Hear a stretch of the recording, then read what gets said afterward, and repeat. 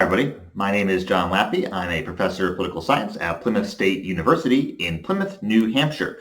And I'm going to give you my guide to watching election night. Tip number 1, go to sleep and find out what happened when you wake up in the morning. That is by far the best way to engage with election night. I will not be able to follow this advice. And I'm going to guess that if you're interested enough in this topic to actually be watching this video, you probably won't be able to follow that advice either. So let's give some tips to how to actually watch election night coverage. First thing you'll notice is that in many states, the very moment the polls close, the voting locations in that state close, the media will immediately declare that somebody is the winner. Like the moment the polls close in New York, the media will say, we can project that Joe Biden has won New York. The moment the polls close in West Virginia, the media will say, we can now project that Donald Trump has won West Virginia, even if no votes had actually been counted yet in those states. The reason for that is simple common sense. Anybody with a lick of common sense can tell you that Biden will win New York State, Trump does not have a chance, and that Trump will win West Virginia, Biden does not have a chance in that state. People will sometimes be deceived because the early returns from those states might show a different winner. You might be saying, hey, they've declared Biden the winner in California, but right now it says that Trump has 54% of the vote and Biden has 46%. Well, there are some Republican areas in California, and if you see that, it will just mean, well, the early returns came in from Republican areas. But again, anybody with common sense knows Biden will win California. Okay. One way you can check that is you can see the bottom. They will usually have a little ticker that says what percentage of the vote is in. However, viewers and oftentimes the journalists covering the election themselves misunderstand what this ticker means. They keep saying this is the percentage of the vote that is in. That is not true. It is not the percentage of the vote. It is the percentage of precincts that have reported their results so far. A precinct is basically a voting location. But bear in mind, you need to have a precinct every so far geographically just so people don't have inexcusable travel times in order to vote. That means is there are some rural precincts that might only have a couple of hundred people who vote there, while you might have an urban precinct where many thousands of people vote at that location. So percentage of precincts is not the same thing as percentage of the vote. That large percentage of precincts reporting might be primarily rural precincts, and the urban precincts that are left, which are a minority of precincts, are actually a majority of voters. So that can be deceptive, and watch out for that on election night because the journalists themselves often misunderstand what that number is actually telling them. Okay, but the most important reason you are here is you want to know, when will you know who won the election? Well, there are 3 plausible scenarios that I see. A major victory for Biden, a small victory for Biden, and granted, small victory still means you become president, so I'm sure you'll take it. And 3, a small victory for Donald Trump. Unless the polls are incredibly far off, you're not going to see a landslide in favor of Donald Trump. If it's a landslide win for Joe Biden, we will know the results on election night, most likely. The reason for this is states like North Carolina, Arizona, Texas, Florida, and Georgia, which are swing states, that should actually have their results, or at least a large enough number of results that we can know who won on election night. There is no realistic path for Donald Trump that doesn't include every single one of those states. If he loses Florida, he's done. He loses Georgia, he's done. He loses Texas, he's really done.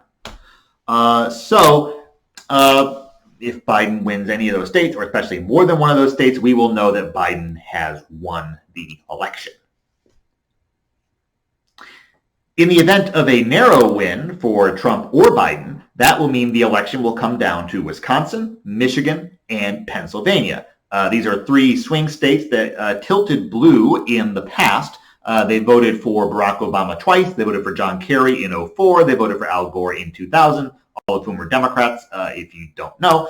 So these are states that in a close election will probably be decisive, especially Pennsylvania, which looks like it will be the closest of those three. We may not know the winner for days in those states. The reason for this is the pre-processing of absentee ballots. In Arizona, North Carolina, they are allowed to pre-process the absentee ballots. The absentee ballots come in, and election administrators are allowed, when those ballots come in, to open them up, open the affidavit, make sure the voter signed, make sure they went through all the other legal hoops you need to go through in order to have your absentee vote count. And assuming they did, they can take out the ballot. They don't read the ballot, but they can take out the ballot, put it aside in a container, and then they can just be voted on election day easily with the election day ballots. However, they're not allowed to do that in many other states, most notably Pennsylvania. Which means that election administrators will have to, on the day of the election, administer the election day vote, count the election day vote, and then open up all the absentee ballots, make sure the affidavit is signed, make sure they jump through all the other legal hoops, and only then can they count that ballot. That's a lot more time consuming. The result is that if it's a close election in, say, Pennsylvania, it could be days before we know who the winner is. Potentially, Pennsylvania is warning potentially as long as Friday after the election, which means if the election comes down to Pennsylvania, we probably won't know till the end of next week. This also leads into two other things you may see on election night, the red mirage and the blue mirage. The blue mirage, there are states where the early vote, people who voted in person early, those votes get counted first, or the absentee votes get counted first, and only then does the election day vote get counted. Well, this year, Democrats are disproportionately likely to either do early voting or submit a ballot by mail, absentee vote.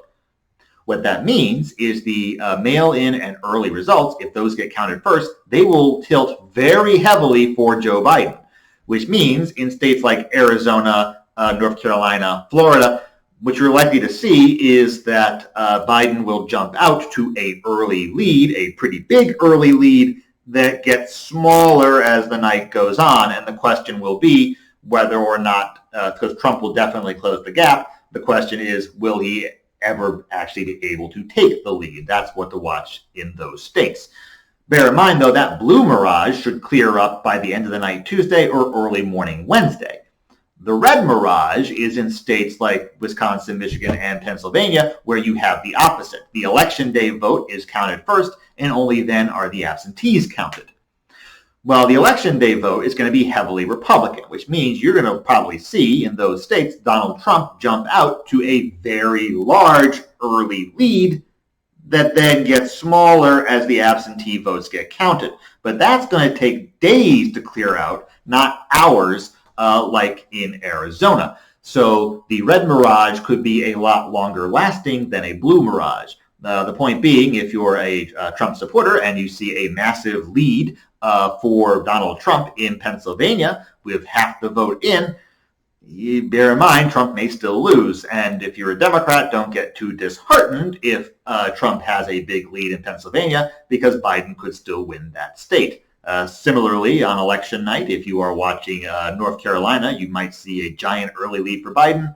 Again, that's not definitive. So we may very well see a red mirage and a blue mirage. The blue mirage should clear up Tuesday night, early Wednesday morning. The red mirage could last 4 days. This is why I say we will know the winner on election night if it's a landslide for Biden, or the very unlikely event it is a landslide for Donald Trump. But if it's a close election that comes down to who wins Michigan, Wisconsin, or Pennsylvania, then we probably won't know for days. So that is my guide to election night. And again, try to get some sleep if you can.